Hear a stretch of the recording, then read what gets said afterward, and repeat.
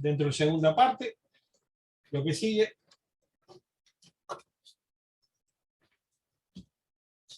Es este tema, que es cuando la radio fue a la guerra. Es un tema que más o menos lo conversamos en extenso en el chat, en el grupo, y hoy vamos a dar un poco más de detalle, ¿no? Es el tema que venía de anterior, porque justamente la vez pasada hablamos sobre la Primera Guerra Mundial, ¿no? ¿Te recuerdas? Hablamos de la Primera Guerra Mundial.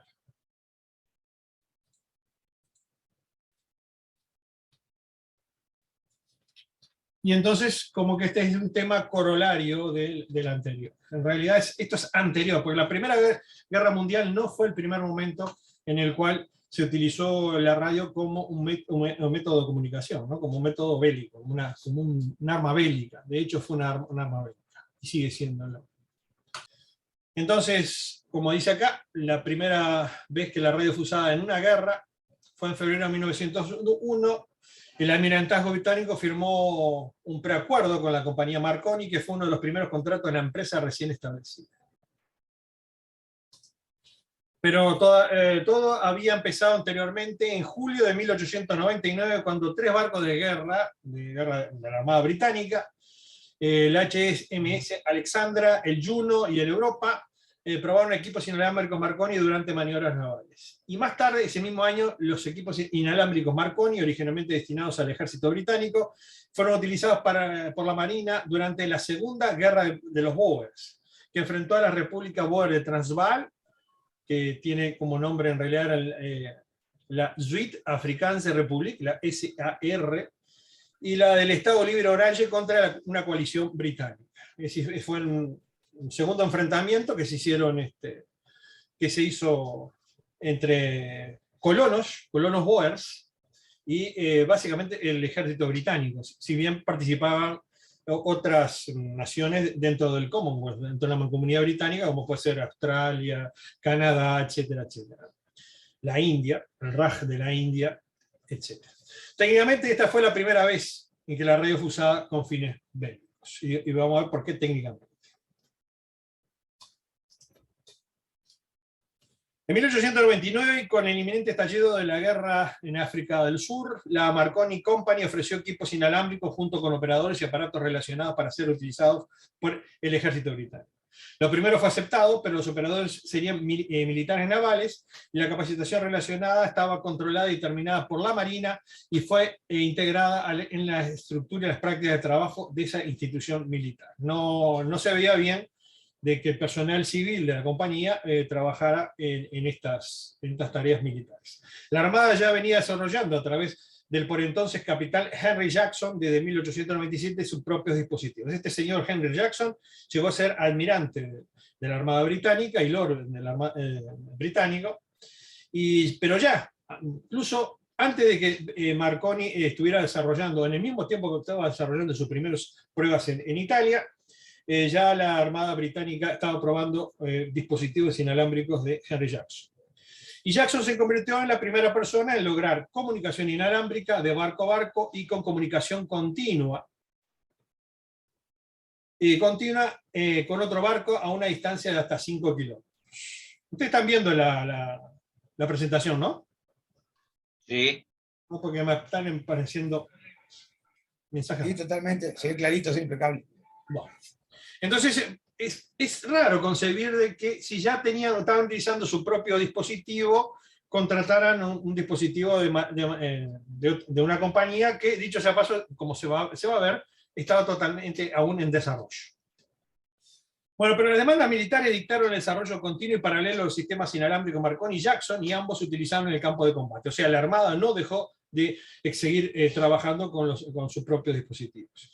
Y el éxito de las comunicaciones inalámbricas por primera vez en el conflicto militar se logró a través de las innovaciones institucionales y la satisfacción de las necesidades militares, y no únicamente a través de los esfuerzos de Marconi Company, a pesar de las afirmaciones contrarias de la empresa. La empresa siempre dijo que fue un éxito como tal, pero va a ver que no. En definitiva, los dispositivos que funcionaron en primera instancia fueron de las propias armadas. Bueno, vamos a hablar sobre un poco de la guerra Boer, las la Primera y Segunda Guerra Bóer.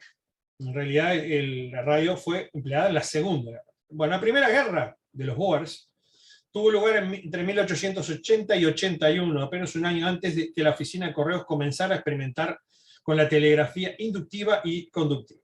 O sea, cuando recién estaba por empezar este tipo de experimentaciones, se desarrolló la guerra Boer. Por lo tanto, no era posible la utilización de un dispositivo de esta naturaleza. En tanto, la Segunda Guerra Boer, que fue entre 1899, octubre, y mayo del 1902, tuvo su origen en eventos cuya línea de tiempo se hace eco de algunos de los primeros desarrollos del campo de la tecnología inalámbrica. El conflicto también aumentó las tensiones entre las dos potencias europeas en pugna que había en aquel momento, el Reino Unido y el Imperio Alemán, que después, junto con otras naciones, por supuesto, Francia, por el lado aliado, terminarían en la Primera Guerra Mundial, ¿no? Es decir, estamos hablando unos 15 años después, unos 10 y pico años después. Con este último apoyando a los Boer, o sea, el Imperio Alemán, tanto política como en términos de tecnología militar. Una de tales tecnologías militares disponibles, al menos en teoría, para ambos bandos fue la telegrafía inalámbrica, y este conflicto de corta duración presentó la primera oportunidad real para que esta tecnología, que era totalmente embrionaria y de hecho todavía experimental, se utilizara en el campo de batalla. Al principio del conflicto, los Boer habían saboteado gran parte de la red británica de telégrafo, o sea, la red de cableado de telégrafo. Por lo que el ejército se vio obligado a depender de la señalización visual como heliógrafos durante el día y reflectores navales durante la noche, o sea, a través de comunicaciones visuales. Por lo tanto, aunque las comunicaciones inalámbricas, que, como se dijo, todavía eran primitivas y relativamente experimentales, también se necesitaban con urgencia y por lo tanto se solicitaron equipos inalámbricos para esta contienda. Los dos bandos, en realidad, lo hicieron. El conflicto fue una primicia de telecomunicaciones en la utilización militar, en un conflicto activo, valga la redundancia, con los tres modos eléctricos, o sea, se utilizó telegrafía, telefonía y telegrafía inalámbrica, todos usando en paralelo. Paradójicamente, la solicitud inicial para la telegrafía inalámbrica no fue de los militares, sino de la prensa. El gobierno, con la entonces Wire and Telegraph Signal Company, que es en realidad la primera denominación que tuvo la empresa Marconi, después pasó a ser Marconi Company en el Reino Unido, acordaron establecer estaciones para transmitir noticias de guerra con equipos, 5 asistentes de la compañía y un ingeniero del Estado enviados un mes después de que comenzara el conflicto, el 2 de noviembre de 1893. O sea, la primera vez que se utilizó en el campo, no digamos en el campo de batalla, sino en Sudáfrica, la telegrafía inalámbrica fue con este motivo, para servir a la prensa, ¿no? Con comunicados de prensa. Partes de prensa. Los dispositivos del ejército británico aparecieron rápidamente, sin embargo, a menos de 2 meses después de que se pusiera en uso por primera vez, pronto se hicieron evidentes las limitaciones de estos equipos voluminosos, pesados y de engorrosa operación. La verdad que eran tremendos monstruos los equipos en aquel momento, y bueno, básicamente el tema era de que los hacía inoperantes para ser utilizados en el campo de batalla. Los equipos eran altamente experimentales y sensibles, y las condiciones geográficas de Sudáfrica, el campo rocoso y montañoso, interferían con las señales, junto con las tormentas locales regulares. Sudáfrica es un lugar donde ocurre mucha actividad eléctrica, ¿no? Y entonces, como tal, la telegrafía sin hilos fallaba básicamente por el ruido. Estas afirmaciones fueron refutadas rápida y enérgicamente por la Marconi Company, que descartó los primeros informes como un rumor bastante dudoso. Claro, no iba a ser otra cosa. Más tarde, en febrero de 1900, y ante una audiencia en la Royal Institution, el propio Marconi ofreció una respuesta más pública, defendiendo su sistema inalámbrico y culpando a las autoridades militares por no haber hecho los preparativos adecuados. Y dijo, esto está documentado, en febrero de 1900, Marconi dijo: los resultados que obtuvieron no fueron al principio de todo satisfactorios, pero esto se explica por el hecho de que el trabajo se intentó sin cuerdas o cometas adecuadas y después con cuerdas de altura insuficiente, siendo muy difícil el uso de las cometas. Las cometas fueron fabricadas en el acto con material muy eficiente, siendo el viento tan variable. A menudo sucedía que cuando una cometa volaba en una estación no había suficiente viento para volar en la otra estación con la que intentaban comunicarse. O sea, era como un duelo de cometas. Subo acá y se me baja la otra. Y esa foto que hay ahí es de un asistente de Marconi, que dependía justamente de los dispositivos inalámbricos de Marconi. En aquel momento dependían de la eficacia, basaba en que pudiera ser remontado mediante una cometa un conductor lo suficientemente grande como para permitir la comunicación. Muy rudimentario, por supuesto, todo esto. Bueno, si los ligeros postes de bambú no se hubiesen derrumbado por la sequedad cuando se trataron de hacer torres, ¿no?, de bambú, no hay duda de que existía una solución más efectiva. Es claro que la falla parcial se dio a la falta de preparación adecuada por parte de las autoridades militares locales y no tiene relación con la factibilidad y utilización del sistema cuando se lleva a cabo en condiciones normales. Y subrayé ahí condiciones normales, porque claro, esto había sido concebido y probado en condiciones normales, no las condiciones de un conflicto armado. Bueno, el clima experimentado en el campo de batalla difería notablemente aquel bajo el cual se había llevado a cabo las pruebas. Las antenas desplegadas adecuadamente fueron cruciales en el éxito del sistema, y la meteorología jugó un papel en la falla de los mástiles y las alternativas como cometas o globos, porque también se enviaban globos. Las severas tormentas eléctricas, que son una característica del interior del África del Sur durante el verano, también fueron una fuente de serias perturbaciones para los receptores primitivos, que eran solo un cohesor sin otra sintonización que la longitud de una antena utilizada. ¿Ustedes saben qué es un cohesor? ¿No? Sobre todo los cohesores que se utilizaban en ese momento. Básicamente es un tubo de vidrio con limaduras de algún metal. Fueron después mejorando y demás, que en realidad fue el primer dispositivo que se utilizó para detección de ondas de radio, ondas hertzianas. Era el cohesor fue desarrollado por un físico llamado Branly y fue utilizado por Marconi. Incluso la compañía después desarrolló algunos más. Lo vimos cuando vimos la radioafición en la Argentina, vimos cómo justamente los primeros pioneros argentinos habían perfeccionado el cohesor de Brady. Era lo que en aquel momento se utilizaba como detección, ¿no? O el dispositivo de detección. Los receptores en aquel momento lo único que tenían era un dispositivo de detección y prácticamente los auriculares. Y no había equipos, los equipos se sintonizaban. ¿Saben cómo se sintonizaban los equipos? Con la altura, con la longitud de los conductores de las antenas. Era la única manera que más o menos se sintonizaba. No había en aquel momento dispositivos de sintonización. Por lo tanto, naturalmente que esto era muy primitivo, y cualquier tipo de descarga eléctrica hacía de que estos dispositivos fueran captores de ruido exclusivamente. Además, la conductividad del suelo era pobre y se hicieron intentos infructuosos de mejorar la eficacia de las conexiones a tierra, y por lo tanto la eficiencia tanto de transmisión como de recepción. O sea, probablemente no era un lugar que podía decir que tenía condiciones normales para la utilización de los dispositivos móviles. Bueno, reportado originalmente, como puse ahí, Marconi en Problemas, reportado originalmente en el diario Argus de la Ciudad del Cabo y reimpreso por The Electrician, que era una revista, era en realidad un libro que salía mensualmente, que recogía todas las informaciones del Reino Unido, toda la información, todas las innovaciones que había, todas las novedades que había y desarrollos que se venían haciendo en esto y otros temas relativos a electricidad.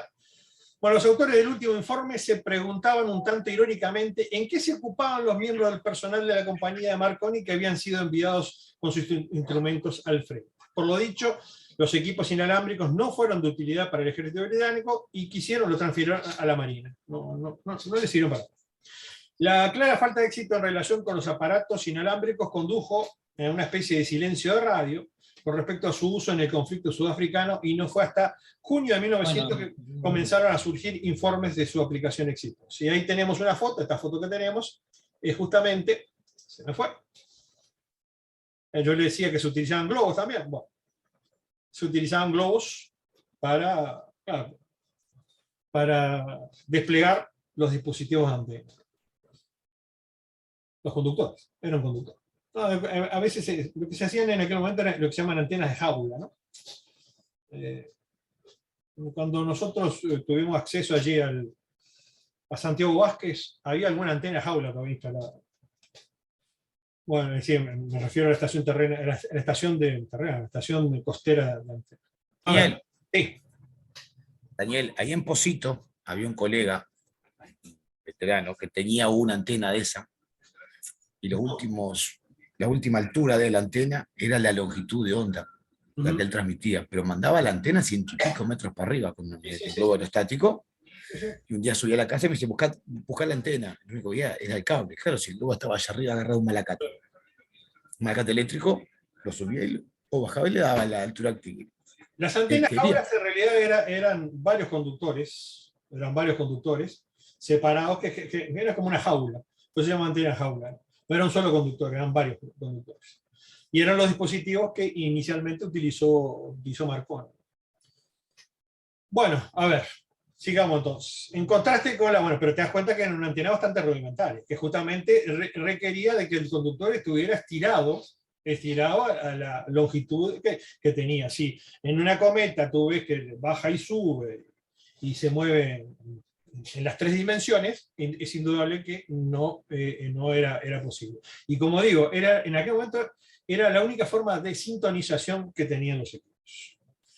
Bueno, el contraste con las fallas percibidas por los equipos de Marconi en la primera etapa de la guerra de Boer, los equipos inalámbricos de Jackson, o sea, de la Armada, se enviaron al otro lado del mundo y se utilizaron con éxito. Eso fue en julio de 1900, donde hubo otro conflicto armado que participaron los británicos, en que 3 sistemas Jackson fueron enviados al escuadrón naval en China cuando se produjo el levantamiento de los Boxers.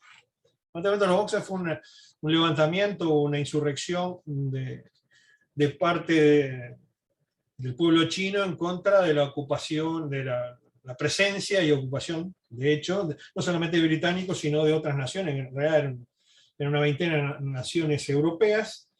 Bueno, un levantamiento fue aplastado y fue un conflicto de corta duración, pero en el cual la Armada Británica utilizó los dispositivos Jackson para comunicación.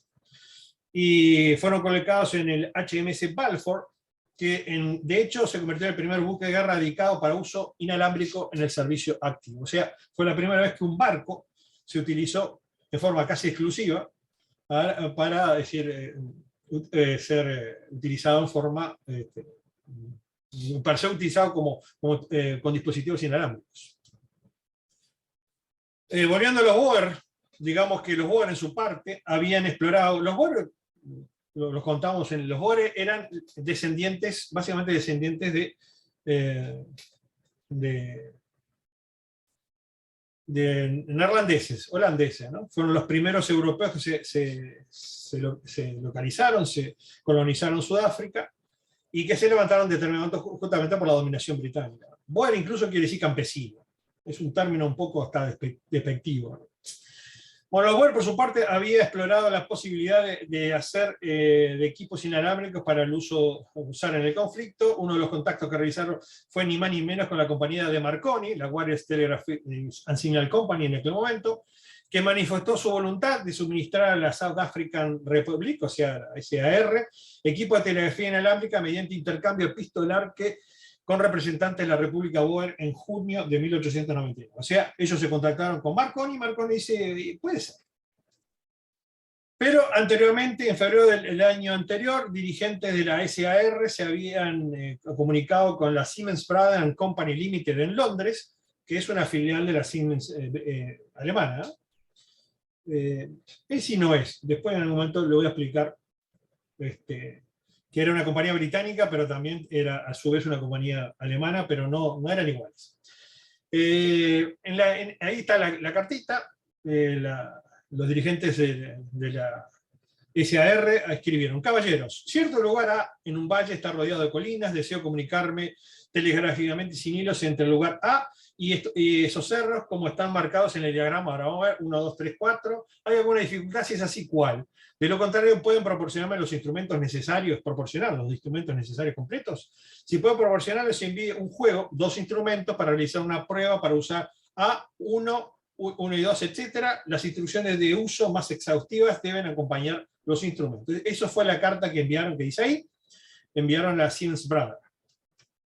Y ahí está el diagrama que mandaron, ¿no? Los puntos A y 1. Esto tiene que ver con la estrategia, es decir, los puntos estratégicos que manejaban en ese momento la República, ¿no? Y que tenía que ver justamente con puntos que había que comunicarse y que en el medio había obstáculos orográficos importantes. Dice, por supuesto, requerimos los instrumentos más conocidos de esta clase, con todas las mejores que desde entonces se han introducido en los instrumentos de Marconi. La radio en general se llamaba en aquel momento Marconi. Estaremos encantados de saber a vuelta de correo lo que pueda hacer por nosotros. En caso de que envíen los instrumentos, envío a través de Urban. Si las pruebas tienen éxito de alguna manera, le damos otra orden. Tengo el honor de ser su obediente servidor, y lo firma un tal Trotzenburg, que era en aquel momento el gerente general de telégrafos, de la SAF. Bueno, acá están los documentos. Bueno, la respuesta de Siemens Brothers tiene fecha de 26 de marzo de 1828 y se refiere a los aspectos técnicos del establecimiento de un enlace de telegrafía inalámbrica y algunas características generales del equipo. En realidad, la Siemens Brothers no trabajaba con dispositivos inalámbricos. Por lo tanto, tuvo que consultar a la Marconi, que dicho de paso ya contaba con patentes. También parece que Siemens mantuvo conversaciones justamente con Marconi, que poseía las patentes. La empresa se negó a vender los equipos directamente, es decir, me refiero a Marconi, pero estaba dispuesta a arrendarlo y deseaba conocer la identidad del cliente potencial porque no se lo dio. ¿No? Y si la Marconi nunca vendía equipos, los alquilaba. Y además, detrás de ellos venían los técnicos de la empresa. Bueno, finalmente los Brothers se encargaron en agosto de 1899 de dispositivos inalámbricos y accesorios a la otra Siemens, la Siemens Unhaske, que también incluía mástiles de 40 metros que era capaces de transmitir más de 20 kilómetros. Esta empresa era alemana, tenía sede en Berlín. Bueno, tenía la intención de utilizar los conjuntos para la comunicación entre las fortificaciones en Pretoria, pero en cambio los británicos confiscaron los equipos en la Ciudad del Cabo y nunca llegaron a los Boer para usarlos en el conflicto. O sea, fueron enviados, pero fueron requisados por los británicos. Los dispositivos nunca se utilizaron y muchas de las piezas se canibalizaron, o sea, las deshicieron. ¿Para qué? Para usarlas como repuesto de los dispositivos de Marconi. Y algunos aparatos restantes se vendieron después de la guerra. Hay algunos equipos ahí. ¿Ah? Esto es lo que quedó sin romper. Están en un museo de guerra, uno de los museos militares de la hoy la República de Sudáfrica. Bueno, a diferencia de su dramático fracaso en tierra, los equipos inalámbricos tuvieron bastante éxito en el mar. Los problemas anteriores relacionados con la antena se resolvieron mediante el uso de mástiles de los barcos, y el paisaje rocoso dejó de ser un obstáculo. O sea, era más fácil colocar, indudablemente, en un barco antenas, ¿no? Porque se utilizaban ni más ni menos que los mástiles de las embarcaciones. Los equipos inalámbricos también ampliaron el alcance operativo de las embarcaciones, que ahora podían intercambiar señales mientras estaban fuera del alcance visual. En abril de 1900 se recibieron mensajes inalámbricos a una distancia de 50 millas, una distancia comparable con la que se ofrece durante las maniobras navales contemporáneas. Sin embargo, en noviembre de 1900 la guerra se había convertido en una guerra de guerrillas, y cuando las fuerzas militares británicas comenzaron a seguir una política de tierra arrasada, el bloqueo de los puertos navales ya no era una prioridad y por lo tanto la Marina ya no necesitaba comunicaciones inalámbricas. En definitiva, la radio no tuvo mayor importancia durante el conflicto de Boer. Bueno, la utilización de comunicaciones inalámbricas en conflictos militares activos, junto con pruebas anteriores durante maniobras navales, convenció al almirantazgo de la utilidad de los dispositivos, pero también planteó problemas potenciales en relación con aspectos prácticos y de seguridad e interferencia. Además, las pruebas, y esto es importante, las pruebas en curso de los sistemas inalámbricos Marconi, en paralelo con sus propios sistemas desarrollados, internamente plantearon dudas sobre el alcance y la validez de las patentes de Marconi y los compromisos financieros relacionados que había tenido el Estado británico. O sea, fue en un momento donde mayor problema tuvo Marconi. La compañía Marconi, porque se demostró por ahí a los hechos de que sus dispositivos todavía no estaban desarrollados.